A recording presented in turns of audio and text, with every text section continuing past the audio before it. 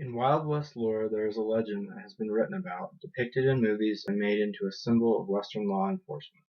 This figure was a man who showed strength, courage, and resolve in the face of danger, while fighting a personal demon and pushing him to the line between hero and villain. His life was marked with controversial milestones of tragedy and triumph. This man was Wyatt Earp.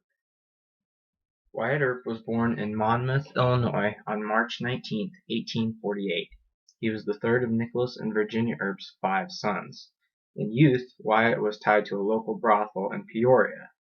He was the one who was called upon to keep the girls safe from certain scumbags. Wyatt had trouble with the law, and he decided to go to Kansas, where his brother, Virgil, had established a brothel. Wyatt stayed in Wichita, Kansas, and took on a familiar career as a whorehouse bouncer.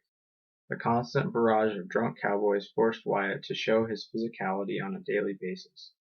However, things took a drastic turn for Earp in 1874, when he was enlisted to assist in a capture of some outlaws. In April 1875, Wyatt joined the Wichita Marshal Office. Unfortunately, Earp's personality got him in trouble again. He was arrested for disturbing the peace during a fight. Yet again, Earp decided to find a new home in Dodge City, Kansas. In Dodge, Earp was a lawman that had taken on a reputation similar to that of Wild Bill. What separated Wyatt was the fact that he rarely ever fired his gun. With his unusually large frame and gruff exterior, he could be extremely intimidating without discharging his pistol. Instead, he liked to knock troublemakers over the head with his gun. Determined to make his fortune, Wyatt Earp set off on a new career. There was a silver strike in Tombstone, Arizona, and Wyatt believed he could get rich there. He had intended to permanently step away from law, but his reputation persuaded the mayor and others to push him into law enforcement.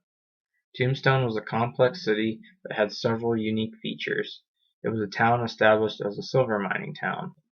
In Tombstone, Earp got involved in a feud with Ike Clanton, a member of the cowboy gang. Clanton publicly called out Wyatt and his brothers, saying, "I am going to kill me an Earp." On October 26, 1881, at about 2:45 p.m., the most historic gunfight of the Old West took place. Ike Clanton, his brother Billy, Tom McLaury, and Frank McLaury were all grouped together off Fremont Street behind the OK Corral when the Earps and Doc Holliday met them. The gunfight claimed the lives of both McLaurys and Ike's brother. Several days later, Virgil and Morgan Earp were shot by Clanton and the cowboys. Morgan was killed. As a result, Wyatt Earp formed a posse and took off on his vendetta ride. Earp did not stop until the cowboy gang was completely wiped out. Wyatt and Josephine Marcus were married. The two traveled all over the West. Wyatt returned to Dodge City to return order to a political mess. But Wyatt and Josephine followed the mining industry and wealth all over California, Idaho, Nevada, Seattle, Alaska, and Oregon. They finally settled down in Los Angeles. And from there, Wyatt spent the remaining years of his life trying to credit what he had done.